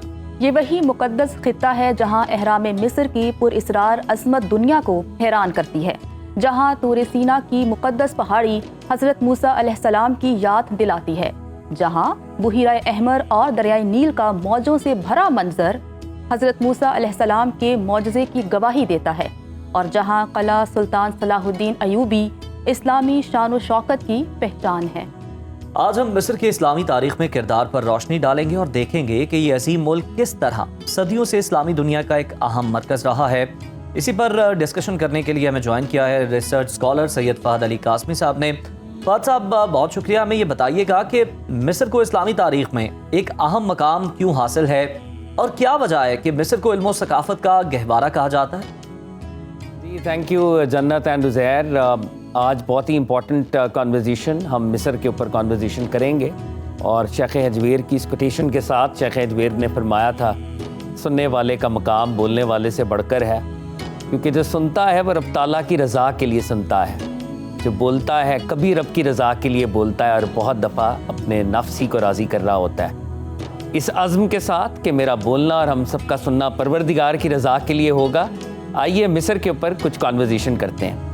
اب یہ مصر کی جب بات آتی ہے, ایجپٹ کی جب بات آتی ہے, تو خاص طور پہ اگر ہم ایک دینی فریم ورک میں دیکھیں تو سب سے پہلے جناب یوسف علیہ السلام ہمیں یاد آتے ہیں. جناب یوسف علیہ السلام جن کا حسن جو ہے وہ بے مثال ہے, اور حسن کی وجہ سے وہ دنیا بھر میں جانے جاتے ہیں, خاص طور پہ ریلیجس ٹریڈیشن کے اندر جانے جاتے ہیں. آپ کے بھائیوں نے جب آپ کو فلسطین میں ایک کنویں میں پھینکا تو آپ کو وہاں سے بازیاب کرایا گیا, اور وہ ہمارے ناظرین وہ ساری کہانی جانتے ہیں کہ قافلے نے کس طرح سے ان کو بازیاب کیا, اور پھر ان کو بکتے بکاتے مصر میں جا کر بیچا گیا. And that is how he ended up in Egypt, اور ایجپٹ میں وہ رہے, اور پھر عزیز مصر کے گھر تک پہنچے, اور پھر ان کو قید خانے میں جانا پڑا. وہ سارے معاملات مائی زلیخا, وہ سارے قرآن کے اندر سورہ یوسف کے اندر ڈیٹیل کے ساتھ یہ سارا قصہ، اور قرآن کے اندر اس کو اور اسلامک ٹریڈیشن کے اندر اس کو احسن القصص کہا گیا. تو وہ سارا قصہ بیان ہوا ہے. اور جناب یوسف علیہ السلام الٹیمیٹلی خود بھی منسٹر بنے اور مصر کی بیوروکریسی کے اندر آپ کا امپورٹنٹ رول تھا. تو مصر کے حوالے سے جو پہلا اشارہ ہمیں ملتا ہے ایک لیول پر ہمارے لیے مذہبی فریم ورک میں، وہ جناب یوسف علیہ السلام. اور جو دوسرا امپورٹنٹ مائل سٹون یا سائن پوسٹ اسلامک ٹریڈیشن میں خاص طور پہ جسے ہمیں یاد رکھنا چاہیے، جناب موسیٰ علیہ السلام. جناب موسیٰ علیہ السلام اسی مصر میں پیدا ہوئے تھے، ایک ایسا مصر جہاں پر ان کی قوم یعنی بنی اسرائیل کو غلام بنایا گیا تھا. قبطیوں کی حکومت تھی اور فرعون اس وقت حکومت کر رہا تھا، اور رامسس دا سیکنڈ، فرعون جیسے وی آل نو ایک ٹائٹل تھا، رامسس دا سیکنڈ وہاں پر حکمرانی کر رہا تھا. اور جناب موسیٰ علیہ السلام کا فرعون کے ساتھ مقابلہ ہوا، اور کس طریقے کے ساتھ آپ نے اپنی نبوت کا جب اظہار فرمایا، آپ نے اپنے معجزات کا اظہار فرمایا، اور فرعونیوں کے اوپر رب تعالیٰ نے عذاب نافذ کیے، وہ ساری نریشنز قرآن کے اندر موجود ہیں. اور جناب موسیٰ علیہ السلام اپنے بھائی نبی اللہ ہارون علیہ السلام کے ساتھ مل کر اپنی قوم کو لبریٹ کرایا، اور اپنی قوم کو ریڈ سی کے تھرو وہ یہاں سے ہولی لینڈ کی طرف، پرامس لینڈ کی طرف چلے. تو یہ مصر کی دوسری امپورٹنٹ ایک مائل سٹون کہہ لیں، ایک دوسری امپورٹنٹ سائن ہے جو اسلامک ٹریڈیشن میں ہمیں ملتا ہے. اور لیٹس ناٹ فرگیٹ کہ مصر میں ہی وہ علاقہ ہے جہاں پر جناب موسیٰ علیہ السلام نے رب العزت کے ساتھ کلام کیا تھا. اور وہ جو ارض مقدس ہے، وہ جو وادی طور ہے، اور وہ جو طور کا پہاڑ ہے، وہ بھی مصر کے اندر ہے. تو یہ وہ امپورٹنٹ اگزامپلز ہیں جو آغاز میں خاص طور پہ ہمارے سامنے آتی ہیں کہ مصر کا سیدنا یوسف علیہ السلام کے ساتھ تعلق، مصر کا جناب موسیٰ علیہ السلام کے ساتھ تعلق. ہم اپنے نیریٹو کو اگر فاسٹ فارورڈ کریں تو سرکار دو عالم کا زمانہ صلی اللہ علیہ وآلہ وسلم آتا ہے، اور آقا علیہ الصلوۃ والسلام رولرز کو لیٹر لکھتے ہیں، اور یہ دعوتی خطوط ہیں. آپ نے مختلف حکمرانوں کو، اپنے دور کے حکمرانوں کو دعوت دی، اور ان کو اپنی ختم نبوت کا جو پیغام ہے اور جو توحید کا پیغام ہے وہ ان تک پہنچایا. تو مصر اس وقت ایک ویسل سٹیٹ جس کو کہا جاتا ہے، یہ بیزنٹینین رومن امپائر کا پارٹ تھی، لیکن یہاں پر ایک ایسا بادشاہ ایگزسٹ کرتا تھا جو خراج دیتا تھا بیزنٹینین امپائر کو، یعنی رومن امپائر کو. تو مکوکس شاہ مصر، مکوکس اس کا ٹائٹل تھا، اور سرکار دو عالم صلی اللہ علیہ وآلہ وسلم نے مکوکس شاہ مصر کو لیٹر لکھا، اللہ رب العزت کی توحید اور اپنی نبوت کا اظہار فرمایا، اور دعوت دی کہ وہ حلقہ بگوش اسلام ہو.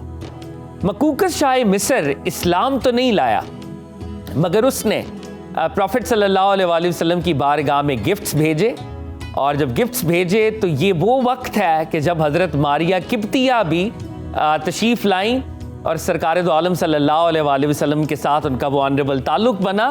اور جناب ابراہیم فرزند رسول صلی اللہ علیہ وآلہ وسلم وہ بی بی ماریہ قبطیہ سے ہی تھے. تو یہ مصر کا ایک اور کنیکشن جو ہے ہمیں نظر آتا ہے. اور ایک بات سرکار دو عالم صلی اللہ علیہ وآلہ وسلم کی جو پریڈکشنز تھیں، آقا علیہ الصلوۃ والسلام نے پریڈکٹ فرمایا تھا، دلائل نبوت میں سے یہ احادیث ہیں. آپ نے فرمایا کہ تم مصر پر ضرور قبضہ کرو گے، لیکن ساتھ آپ نے اشارہ دیا کہ جب تم مصر جاؤ تو بڑی آنریبل انداز کے ساتھ معاملہ کرنا، کیونکہ آپ اشارہ فرما رہے تھے، اور آقا علیہ الصلوۃ والسلام کی حدیث کے اندر یہ واضح اشارات موجود ہیں کہ مصریوں کے ساتھ ہمارا ایک تعلق بھی ہے. اور وہ تعلق کیا ہے کہ نبی اللہ جناب ابراہیم علیہ السلام کی زوجہ جناب ہاجرہ، ان کا تعلق بھی مصر سے تھا، اور ان کے بیٹے جناب اسماعیل تھے. اور دوسرا تعلق جناب بی بی ماریہ قبطیہ کا سرکار دو عالم کے ساتھ، اور ان کے فرزند جناب ابراہیم جو نبی اللہ سرکار دو عالم کے فرزند تھے صلی اللہ علیہ وآلہ وسلم.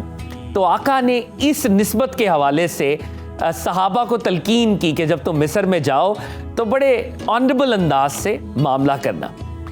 ہم ٹائم کو تھوڑا سا اگر اور لے کے چلیں تو پروفٹ صلی اللہ علیہ وآلہ وسلم کے وصال کے بعد سیدنا فاروق اعظم کا وقت آتا ہے، اور 641 عیسوی میں، اینڈ جسٹ امیجن 624 में बदर हुई है, मार्का बदर, जब महज 313 मुसलमान हैं, और 641 में विद इन 16 ईयर्स मुसलमान जो हैं वो मिस्र पर दस्तक दे रहे थे, और मिस्र जो है जनाब उमर फारूक के दौर में फतह हुआ।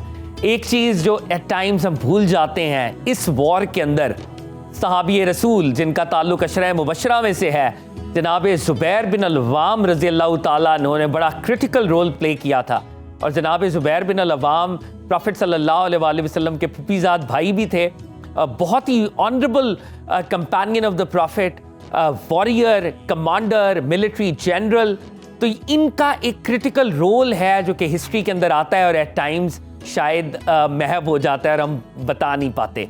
मुसलमान जब मिस्र में आए तो जो पहला शहर मुसलमानों ने यहाँ पर बसाया उसको टेंट सिटी कहते हैं, और ये जो टेंट सिटी थी मिस्र अल फुस्तत, इसको अरब्स ने कहा, ये मौजूदा काहिरा बाद में इसकी बुनियाद रखी गई। उस वक्त एक बहुत बड़ा, आप समझे, खैमों पर मबनी ये शहर था।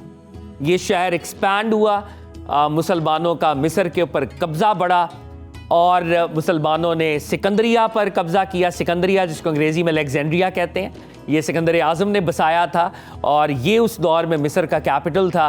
And from that point onwards मिस्र बिकेम bastion of Islam.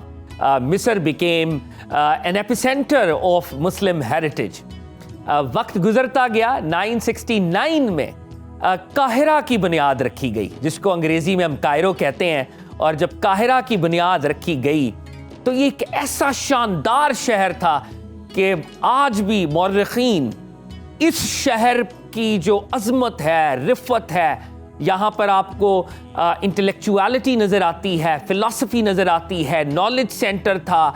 यहाँ पर आपको उस दौर का मॉडर्न तरीन आर्किटेक्चर नज़र आता है, मॉडर्न लाइब्रेरीज़ नज़र आती हैं। तो 969 AD में जब ये शहर बना तो एक बहुत बड़े हिस्टोरियन हैं, ब्रिटिश एक्सप्लोरर हैं जस्टिन मुराजी, वो ये कहते हैं कि जब काहिरा की तामीर हो रही थी और जब काहिरा अपनी आबोताब के साथ इस दुनिया में एक दर्जे के पर इमर्ज कर रहा था, तो लंदन तो महज एक गांव था और London was just an ordinary village. Kiara के अंदर उस वक्त एक ऐसी लाइब्रेरी बनाई गई जिसमें 1 लाख मैन्यूस्क्रिप्ट्स, उस दौर में 1 लाख मखतूते मौजूद थे, और जो रीडर्स आते थे उनको फ्री इंक, फ्री पेन्स दिए जाते थे, वो किताबें पढ़ सकते थे, किताबों को कॉपी कर सकते थे। Ibnul Haisam the great physicist, he was also in Kiara, और उस दौर की जो फिजिक्स थी वो उसके ऊपर रिसर्च कर रहे थे, फिजिक्स के अंदर नई थेरीज लेके आ रहे थे। He is also known as father of the optics, तो वो ऑप्टिक्स के ऊपर, लेंस के ऊपर बहुत ज़्यादा रिसर्च कर रहे थे। और फातिमी हुकूमत जैसे कायम हुई तो आज ख़ास तौर पे ये रेफरेंस देना बहुत ज़रूरी है कि जामियातुल अज़हर यहाँ पर कायम की गई। अज़हर कहते हैं रोशन को, रेडियंट को, और फातिमी हुकूमत इंस्पायर हुई थी बीबी फातिमा तो ज़हरा से सलामुल्लाह अलैहा, और उन्होंने ये एक बहुत बड़ी यूनिवर्सिटी कायम की। और फिर जब सलाहुद्दीन अय्यूबी आए तो इस यूनिवर्सिटी को एक और दर्जे पर ले गए। आज भी जामियातुल अज़हर जो है दुनिया में कायम है और इस्लाम की सबसे बड़ी सीट ऑफ लर्निंग समझी जाती है। तो ये है मिस्र की कहानी। व्यूअर्स, प्रॉफिट सल्लल्लाहु अलैहि वसल्लम ने जो जमात पैदा की, इतने टावरिंग इंस्पायरिंग लोग थे, बदर से 15-16 साल के अंदर रोमन एम्पायर, बिजेंटीनियन एम्पायर और पर्शियन एम्पायर को शिकस्त दे रहे थे और अल्टीमेटली मिस्र तक पहुँचे, और मिस्र आज तक इस्लाम का गहवारा है। व्यूअर्स, हम अल्लाह ताला से दुआ करते हैं जिस तरह प्रॉफिट सल्लल्लाहु अलैहि वसल्लम और उनके ऑनरेबल फैमिली, उनके ऑनरेबल कंपेनियंस ने दीन के लिए कुर्बानियाँ दी, अल्लाह ताला हमें भी दीन के लिए कुर्बानी देने का, मुजाहिदा करने का शरफ इनायत फरमाए। थैंक्स अ लॉट उज़ैर और जन्नत। हमारी गुफ्तगू का सिलसिला जारी है। आने वाले दिनों में हम किसी नए मुल्क और किसी नई पर्सनालिटी के हवाले से ज़रूर कॉन्वर्सेशन करेंगे। तो नाज़रीन, यहाँ पर एक छोटी सी ब्रेक शामिल करते हैं। ब्रेक के बाद दोबारा आपकी खिदमत में हाजिर होते हैं। हमारे साथ रहिए। ब्रेक के बाद आपको खुशामदीद कहते हैं। प्रोग्राम में आगे बढ़ते हैं और बात करते हैं इख्तलाफ राय की। तो इख्तलाफ राय इंसानी फितरत का हिस्सा है। एक इंसान का दूसरे इंसान से मिजाज मुख्तलिफ होता है, सोचने का अंदाज मुख्तलिफ होता है, عادات مختلف ہوتی ہیں، شعور اور احساس بھی مختلف ہوتا ہے۔ یہی وجہ ہے کہ ایک باخبر انسان دوسرے کی رائے کو سنتا ہے، اسے اپنی نگاہ سے دیکھتا ہے، اپنے دماغ سے سوچتا ہے، اپنے دل سے سمجھتا ہے، پھر حال، مستقبل اور انجام کو پیش نظر رکھتا ہے اور اس پر اپنا نظریہ قائم کرتا ہے۔ ہمارا مذہب بھی ہمیں رواداری، درگزر، تحمل، برداشت اور امن و سلامتی کا درس دیتا ہے۔ مگر ہم آج کل آپس میں شیر و شکر ہونے کی بجائے آپس میں ہی دستوں گریباں نظر آتے ہیں۔ ہم ہیں کہ اختلافات کو برداشت کرنے کے لیے تیار ہی نہیں ہوتے، اور مباحثے کے جو آداب ہیں ان کو تو بالکل ہی ہم نہ بھول ہی چکے ہیں۔ ہم دوسروں کے نظریات کا احترام نہیں کر رہے ہوتے، ہم اختلافات پر بھڑکتے ہیں۔ مولانا رومی کہتے ہیں کہ اپنی آواز کی بجائے دلائل بلند کرو، پھول بادلوں کے گرجنے سے نہیں بلکہ برسنے سے اگتے۔ کیا آج کے دور میں ہم اختلاف رائے کے اصولوں اور آداب پر عمل کر رہے ہیں؟ اختلاف کو انتشار اور دشمنی کا ذریعہ بنانے کے بجائے بہتری اور اصلاح کے لیے کیسے استعمال کیا جا سکتا ہے؟ اسی تمام تر صورتحال پر بات کرنے کے لیے ہمارے ساتھ موجود ہیں مذہبی اسکالر ڈاکٹر طارق شریف زادہ صاحب۔ السلام علیکم سر۔ وعلیکم السلام ورحمۃ کیسے ہیں سر آپ؟ اللہ کا بڑا ہی احسان الحمد۔ اچھا سر، سب سے پہلے تو یہ بتائیے گا کہ اختلاف اور مخالفت دونوں میں کیا فرق ہے؟ اس میں ربی محمد کریم علیہ الصلوۃ والتسلیم، سب سے پہلے تو یاداوری کا شکریہ، اور آج کا عنوان اس حوالے سے بڑا اہم ہے کہ اگر معاشرے میں بنیادی طور پر اس کی تہذیب آ جائے تو یہ ہی حقیقی معنوں میں کسی معاشرے کی تربیت یافتہ ہونے، ترقی یافتہ ہونے یا غیر ترقی یافتہ ہونے کا انڈیکیٹر ہوتا ہے۔ یعنی کسی بھی معاشرے کے اندر جب اپنے مزاج سے ہٹ کر کسی بات کو جس انداز میں قبول کیا جاتا ہے، اس سے کسی معاشرے کے بالغ ہونے کا اندازہ لگایا جاتا ہے۔ اور یہ نہ یہی معاملہ جو معاشروں کی معیار کے حوالے سے ایک بنتا ہے، اسی طرح شخصیات کو بھی جب ہم دیکھتے ہیں تو میں سمجھتا ہوں کہ کسی شخصیت کی میچورٹی کا ایک بہت بنیادی انڈیکیٹر یہ ہوا کرتا ہے کہ اس کے سامنے جب اس کے مزاج سے ہٹ کے بات ہو، اس پر اس کا ریئیکشن یا اس کا رد عمل جو ہے وہ کس انداز کا ہوا کرتا ہے۔ دین رحمت جہاں پر بہت سارے اور خوبصورتیوں کے ساتھ ہماری زندگی کو جو ہے وہ اس کے معیار کو بہتر بنانے کے لیے ہمیں ہدایت عطا کرتا ہے، وہیں پر اس عنوان کے حوالے سے احترام اختلاف کے حوالے سے احترام اختلاف، اپنی رائے سے مختلف رائے رکھنے والے آدمی کی رائے کا بھی احترام کرنا اور اس شخصیت کا بھی احترام برقرار رکھنا، اس کی تربیت رسول اللہ صلی اللہ علیہ وسلم کے مزاج سے ہم تک پہنچتی ہے۔ ہم دیکھتے ہیں کہ کائنات میں سب سے کامل ترین بات آپ کے اور میرے کریم رسول صلی اللہ علیہ وسلم کے پاس تھی۔ ان سے بڑھ کر کسی کو خیر پر یقین ہو سکتا تھا کہ جو بات وہ کہہ رہے ہیں وہ کامل ہے، مکمل ہے اور سب سے بہترین ہے؟ اس کے باوجود رسول رحمت صلی اللہ علیہ وسلم کی بات پر کس انداز میں کہ یعنی کتنی غیر ذمہ دارانہ ایک جذبے کے ساتھ اور اس رویے کے ساتھ جو ہے وہ اختلاف کیا گیا، اور یہ اختلاف ایک خاص درجے پہ جا کر مخالفت، اور مخالفت سے ایک درجہ آگے جا کے مخاصمت، جسے ہم دشمنی کہتے ہیں، عملی طور پر ایک دوسرے کو نقصان پہنچانے کا جذبہ جب ابھرنا شروع ہو جاتا ہے۔ اس کیفیت میں آنے کے باوجود اللہ کے محبوب رسول کا رویہ اپنے مخالفین کے ساتھ کس انداز کا ہے کہ آپ ان کا کس طرح سے جو ہے وہ ان کا اکرام کرتے ہوئے نظر آتے ہیں۔ انسانی تاریخ میں کوئی شخصیت جو ہے وہ ابو لہب سے زیادہ ناپسندیدہ ہو سکتی ہے، جس نے اللہ کے رسول صلی اللہ علیہ وسلم کی ہر بات کی اعلانیہ نہ صرف مخالفت کی بلکہ مخاصمت کی، اپنے سارے وسائل، اپنا سارا اثر و رسوخ جو ہے وہ رسول اللہ صلی اللہ علیہ وسلم کے نام، پیغام اور آپ کا جو کام ہے اس کو روکنے کے لیے استعمال کی۔ یعنی ہر بات پر اسے اختلاف ہے اللہ کے رسول کے ساتھ۔ اور اللہ کے رسول کا معاملہ کیا ہے کہ جب وہ دنیا سے چلا جاتا ہے اور مکے سے ایک اصحاب کی ٹولی جو ہے وہ مدینہ آتی ہے، رسول اللہ صلی اللہ علیہ وسلم ان سے مکے کا احوال پوچھتے ہیں اور وہ بتاتے ہیں کہ مکے میں کل چند دن پہلے ایک ایسے شخص کا انتقال ہوا جو اللہ کا بھی دشمن تھا، اللہ کے رسول کا بھی دشمن تھا۔ میرے کریم رسول صلی اللہ علیہ وسلم نے پوچھا کہ کون؟ تو جو بتانے والے تھے، کیونکہ وہ جانتے تھے 13 برس تک انہوں نے وہ منظر دیکھ رکھا تھا کہ ابو لہب نے کس طرح حضور کی مخالفت کر رکھی تھی، کس درجے پر زبان سے بھی، اپنے فعل سے بھی، اپنے رویے سے بھی، اپنے اثر و رسوخ سے بھی کس درجے پر حضور کی اعلانیہ مخالفت اور مخاصمت کر رکھی تھی۔ تو اس صحابی نے اس جذبے کے تحت جذبات میں آ کے اسے گالی دے دی، گالی دے کر ابو لہب کا نام لیا۔ تو جیسے اس کا نام لیا نا تو میرے کریم رسول صلی اللہ علیہ وسلم نے اپنا دست کرم جو ہے وہ صحابی کے منہ پر رکھ دیا اور کہا کہ جب کسی کو زمین کے سپرد کر دو، یعنی جب کسی کو اللہ کے سپرد کر دو تو پھر اس کے معاملے کو بھی اللہ کے سپرد کر دو۔ اور پھر کمال دیکھیں، کائنات میں کتنا اس سے بڑھ کر کوئی حضور کا مخالف ہو سکتا ہے؟ حضور سے اختلاف رائے رکھنے والا ہو سکتا ہے شخص کہ جس کی مخالفت میں خود قرآن حکیم میں اللہ نے ایک پوری صورت اتار دی ہو، یعنی سورہ لہب جو ہے اس کی مذمت میں اللہ نے اتاری، کس درجے کا اختلاف اس کا ہوگا، اور اختلاف کیا کس درجے کی مخالفت اور مخاصمت تھی۔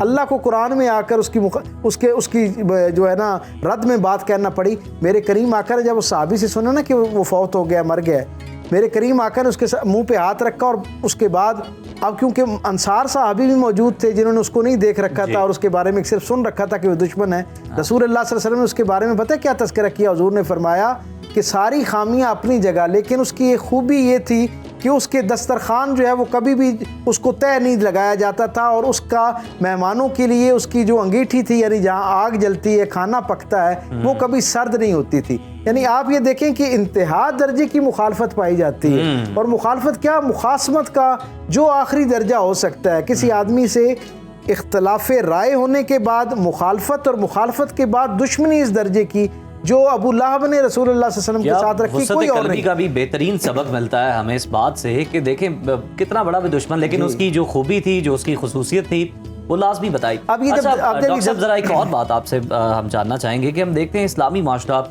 امن و سکون کا معاشرہ ہمیں محبت، اخوت اور ہمدردی کا درس دیتا ہے، لیکن ہم دیکھتے ہیں کہ ہم بڑے قومی لسانی تعصبات اور آپس میں دست و گریباں ہیں، اس کی کیا وجہ ہے؟ میں حیران ہوتا ہوں ان لوگوں پر جو مختلف تعصبات کی ذیل میں کسی تنگ نظری کا شکار ہوتے ہیں اور پھر ایک نعرہ بلند کر کے لوگوں کو اپنا ہم خیال بنا لیتے ہیں، یعنی بجائے محبت پر اکٹھا کرنے کے میں کہتا ہوں لاتعداد نعرے ہیں، صبائیت کے نعرے ہیں، پتہ نہیں کون کون سے۔ اب آپ یہ دیکھیے کہ اللہ کے رسول صلی اللہ علیہ وسلم تو ہمیں یہ بتا رہے ہیں کہ یہ ساری جو خلق ہے نا، یہ اللہ کا ایک کنبہ ہے، اور اس کا کیا مطلب ہے؟ اس کا مطلب یہ ہے کہ جب آپ کسی کنبے کے کسی ایک فرد کے ساتھ دشمنی کرنا شروع کرتے ہیں تو وہ جو کنبے کا سربراہ ہوتا ہے اس کے لیے کبھی بھی اس کے ساتھ آپ کے تعلقات جو ہے نا ان کو بہتر کرنے کا ذریعہ نہیں بنتا، بلکہ وہ آپ کے اور اس قبیلے کے سربراہ کے درمیان تعلقات کو خراب کرنے کا ذریعہ بنتا ہے۔ جب یہ ساری خلق اللہ کا کنبہ ہے تو کوئی شخص کسی بھی بنیاد پر، یعنی کلمہ گو مسلمانوں کے اندر کی میں بات نہیں کر رہا، ٹوٹیلٹی میں اگر ساری خلق کو آپ ایک تصور میں اللہ کا کنبہ تصور کریں، اور پھر آپ یہ سوچیں کہ ان میں سے کسی کے خلاف بھی جب آپ مخالفت کرتے ہوئے میدان میں اترتے ہیں، آپ کے رویے اختلاف سے مخالفت اور مخالفت سے مخاصمت یعنی اعلانیہ دشمنی میں تبدیل ہونا شروع ہوتے ہیں، تو کیا اس کی بنیاد پر میرا اپنے اللہ کے ساتھ تعلق مضبوط ہو رہا ہوگا یا کمزور ہو رہا ہوگا؟ یقیناً اس سے ہم تک یہ پیغام پہنچتا ہے کہ جیسے رسول اللہ صلی اللہ علیہ وسلم نے اور ہماری تاریخ ہمیں یہ بتاتی ہے کہ مسلمان معاشروں کے اندر اس اعلیٰ درجے کی قبولیت پائی جاتی ہے، اس اعلیٰ درجے کا احترام اختلاف پایا جاتا ہے، اور پھر احترام اختلاف کے بعد یہ مت دیکھا جائے کہ آپ ان دو آراء میں سے کس رائے کی طرف ہیں اور کون رائے رکھتا ہے، یعنی خالص علمی بات کو، نظریاتی بات کو نظریے کی بنیاد تک رکھا جائے، اور جو انسانی معاشرت کا تقاضا ہے دو انسانوں کے درمیان ایک تعلق کے ذیل میں، اس معاشرے کا جو تقاضا ہے اسے اپنے انداز میں پورا کیا جائے۔ اللہ کے محبوب، ہم سب مختلف انسان ہیں، ہم سب کے مزاج مختلف ہوتے ہیں، ہمیں ہر انسان کی رائے صحیح نہیں لگ رہی ہوتی، تو صحیح طریقہ کیا ہے کہ کسی سے آپ اختلاف کر سکیں؟ وہ بہترین طریقہ کیا ہے؟ خاندان، یہ جو ہمارا معاشرہ ہے نا، اس کی اکائی گھرانہ ہے، اور گھرانے کی اکائی نکاح میں بندھے ہوئے دو لوگ ہیں۔ میں یہ سمجھتا ہوں جس طرح رسول اللہ صلی اللہ علیہ وسلم نے ان دو لوگوں کے درمیان رشتے کی نزاکتوں پر ہدایت نامہ جاری کیا ہے نا، یہ پورے معاشرے کے لیے ہدایت نامہ ہے۔ اس میں اللہ کے محبوب نے کیا کہا کہ جب آپ کو اپنے زوج سے، شوہر کو بیوی سے یا بیوی کو شوہر سے کسی بات پر دکھ پہنچے، اختلاف پہنچے، اس کے ذہن میں اس کے بارے میں کوئی انقباض یعنی گھٹن آنا شروع ہو، تو وہ اس کی خوبیوں کی طرف توجہ کرنا شروع کرے۔ جب وہ اس کی خوبیوں پر توجہ کرنا شروع کرے گا تو وہ جو خامی ہے، وہ جو اختلاف ہے، جو بات آپ کے اس کے درمیان ایک گیپ کریٹ کر رہی ہے، وہ خود بخود درمیان میں سے زائل ہو جائے گی، اور آپ اس کا بنیادی احترام جو ہے وہ بحال ہو جائے گا آپ کے دل میں۔ میں سمجھتا ہوں معاشروں کو بھی اسی بنیاد پر ایک دوسرے کے ساتھ، افراد خانہ کو بھی اسی بنیاد پر اور افراد معاشرہ کو بھی اسی بنیاد پر آپس میں تعلق رکھنا چاہیے۔ دو زندہ لوگ جو ہیں ان کے درمیان اختلاف ہونا ایک فطری بات ہے۔ میں تو اکثر یہ کہا کرتا ہوں کہ آج تک کبھی کسی نے قبرستان کے اندر جو آرام کرنے والے لوگ ہیں ان کے بارے میں سنا کہ ان کا آپس میں اختلاف ہوا؟